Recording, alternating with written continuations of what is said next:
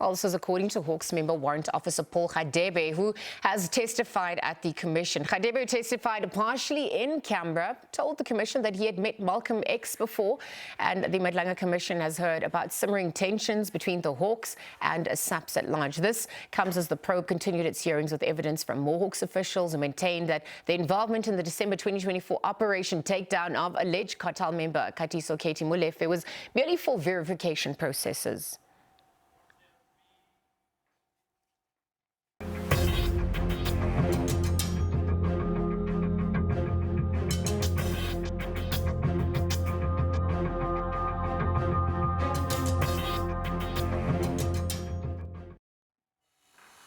While we're staying with that coverage now, SABC News reporter Kani Mapanga is standing by for an update. Kani, a very good morning to you. You've been monitoring the Madlanga Commission rather closely, and there are some questions now, persons of interest, Malcolm X, and other developments. What can we expect as that continues today as well?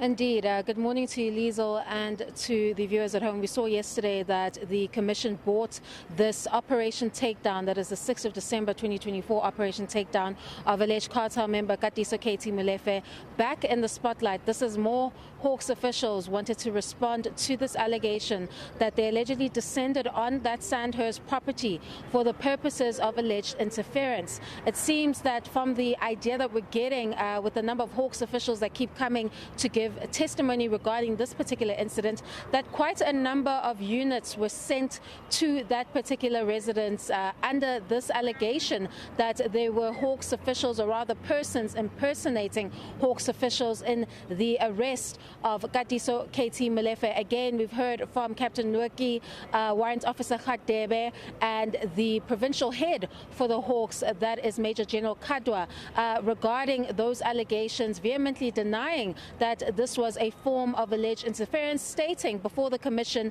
that they received that instruction from the top and subsequently didn't question it and sent those officers there to do that verification request. But of course, questions still loom as to why those various units went out there in their numbers and stayed longer than 50 minutes just to do a simple verification request. And it seems that the only person left to, I guess, testify with respect to this particular evidence is the former Hawks head at the time, which would be retired General Godfrey Labia, who hasn't given his testimony yet regarding what would have activated that particular incident that we saw, where you saw all these different units, because it seems the instruction not only went to Mboto but also went to Kadwa as well as Klenki. So we know there are various different units within the Hawks itself that descended on that particular property, and all that's left is for Libya to explain where he got the call, what made him believe that there were Hawks officials being impersonated, and why such a large contingent was sent over to that Sandhurst home for the purposes of verification. We'll discuss all that and more in the next hour. Over to you in studio.